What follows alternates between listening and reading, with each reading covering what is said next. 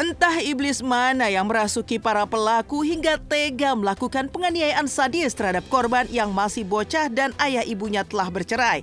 Tapi terlepas dari itu, pasca kasusnya viral, bocah Malang itu langsung diamankan Polres Nia Selatan dan dilarikan ke puskesmas setempat guna mendapatkan perawatan medis.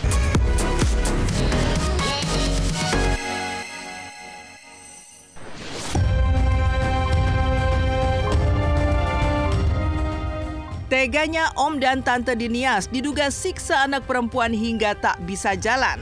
Kakinya bengkok permanen.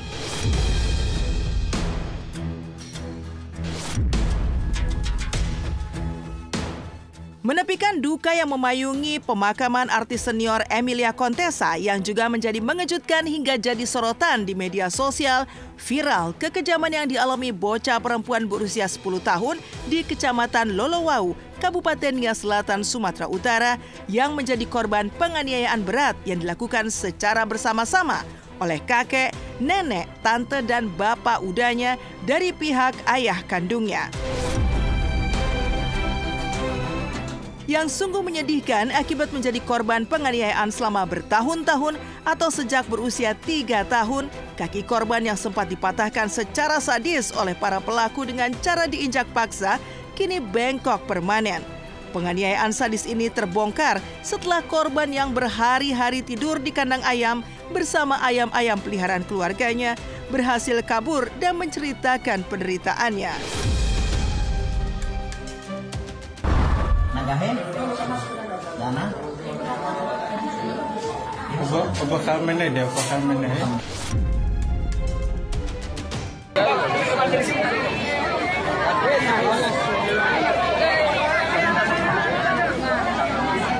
Apa yang disukai? Ini gurih cuma sedang. Limo. Sediakan makan siapa? Siapa yang siapkan makan, siapa yang kasih siapa? Ya, saya mengucapkan terima kasih yang sebesar-besarnya kepada Pak Kepala Desa, rekan-rekan dari LSM Guru ya, terkait dengan informasi sebenarnya yang bisa mengetahui keadaan di wilayah daerahnya, tempat tinggalnya, sekitarnya itu ya dari masyarakat juga. Kami kalau tidak ada masukan, saran, informasi dari rekan-rekan, kami tidak bisa apa-apa. Kami dari Komnas Perlindungan Anak sangat prihatin dan sangat sedih atas peristiwa yang menimpa seorang anak perempuan berusia 10 tahun yang berasal dari Kecamatan Lolowau, Nia Selatan, Sumatera Utara. Dan dugaan kekerasan ini dilakukan oleh orang terdekatnya, yaitu paman, tante, kakek, dan neneknya, yang seharusnya memberikan perlindungan kepada anak-anak, mengasihi anak-anak, justru malah melakukan tindak kekerasan terhadap anak-anak. Ya, saya sebagai orang tua yang punya anak kecil juga ya sangat prihatin, menyesali, campur marah, campur kesel, sedih juga yang jelas ya. Maksudnya kan emang harus punya pengetahuan yang cukup gitu bahwa dan punya hati nurani ya,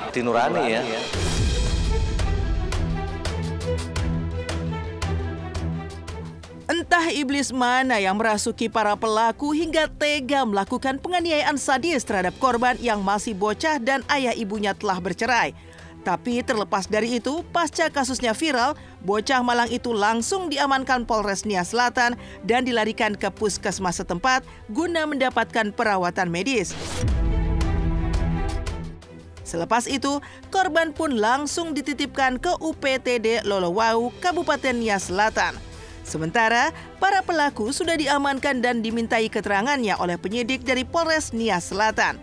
Kapolres Nia Selatan AKBP Ferry Mulyana Sunaria bahkan sempat menengok langsung kondisi korban di UPTD Lolowau.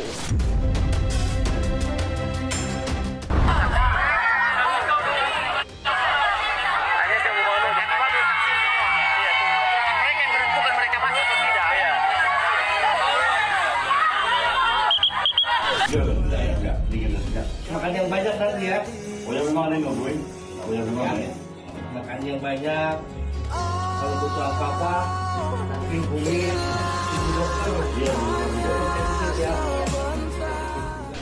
Kami memberikan fakta yang ada, kemudian kami rencana juga akan melakukan visum maupun pemeriksaan dalam terkait dengan adanya kemungkinan dugaan adanya kekerasan fisik atau tidak. Untuk yang sudah diambil ya 8 orang, baik itu dari rumah, kawasan rumah maupun tetangga sekitar.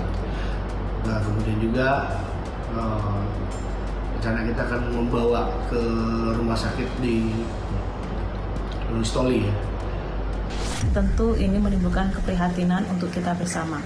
Tentu saja KPAI juga sangat prihatin karena sekali lagi KDRT atau kekerasan dalam rumah tangga terjadi berulang, di mana dalam kasus ini adalah kasus child abuse and neglect, di mana anak menjadi korban kekerasan dan juga anak ditelantarkan.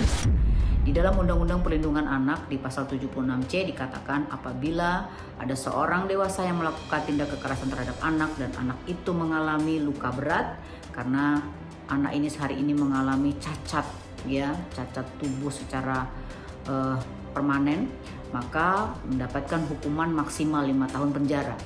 Dan karena ini yang melakukan adalah orang terdekatnya, maka ditambah hukumannya sepertiga hukuman pidananya. Nyai sangat prihatin karena baginya itu anak tuh luar biasa ya, berkah dari Allah, titipan Allah yang harus kita jaga, kita sayangi, dan pasti di hari akhir minta pertanggungjawaban atas kita. Kita tuh masih bisa bapak, ibu, kakek, nenek yang sosok keluarga yang lebih tua. Kalau misalnya bisa emang dia langsung diadili, karena negara kita negara hukum, jadi ya dengan apapun kasusnya, dengan apapun pasal-pasalnya yang akan menjerat dia ya, nggak pantas dibilang beliau, menjerat dia, gue harap dia dapat hukuman yang sepantas-pantasnya.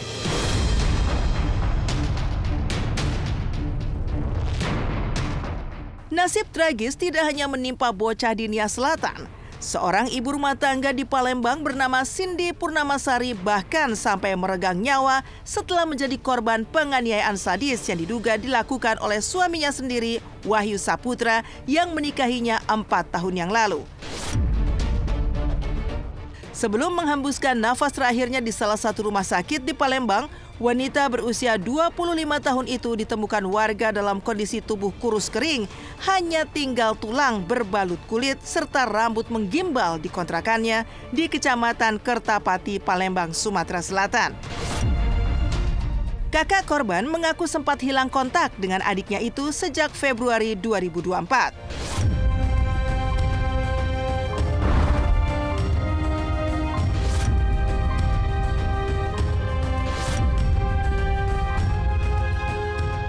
Tahu itu tuh Cindy lah sudah dibawa ke rumah sakit itu ya. Itu pun dari warga yang dia tahu. Warga yang gitu ya.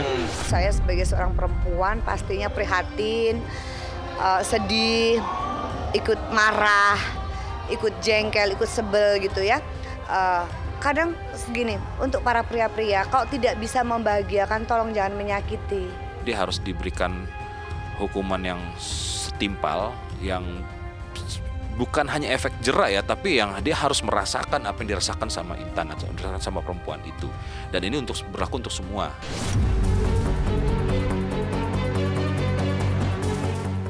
Masih menurut keterangan kakak korban, sebelum hilang kontak, adiknya sempat bercerita jika dirinya sudah tidak lagi dinafkahi dan diberi makan oleh Wahyu Saputra, serta tidak diizinkan untuk keluar rumah.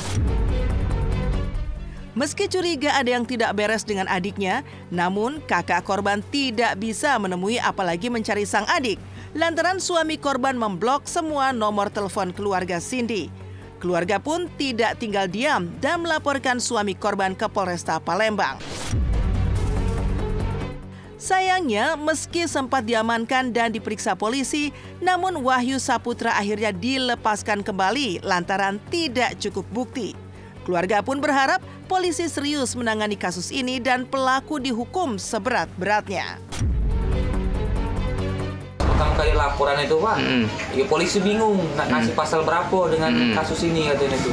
Jadi sempat ditahan si Wahyu itu oleh polisi itu? Sempat ditahan Pak, cuman 1 kali 24 jam. Membuat BAP, iya. Buat laporan, dia polisi itu ngomong kan. Wahyu ini bisa keluar hari ini, tidak besok. Nah terkejut kami Pak, kok bisa nggak itu Pak? Karena bukti kita kurang. Kalau yang kayak gitu sih mending langsung dilaporin aja, kan itu juga membahayakan juga kan buat perempuan. Kita juga jangan takut juga buat perempuan buat ngelaporin kalau hal-hal yang seperti itu dan nggak wajar. Ya namanya tindakan-tindakan KDRT yang udah sadis-sadis gitu mah itu jatuhnya tuh sebenarnya karena aku perempuan ya, itu mah sebenarnya udah tindak pidana. Udah seperti itu tuh harus dilaporin. Perempuan harus speak up.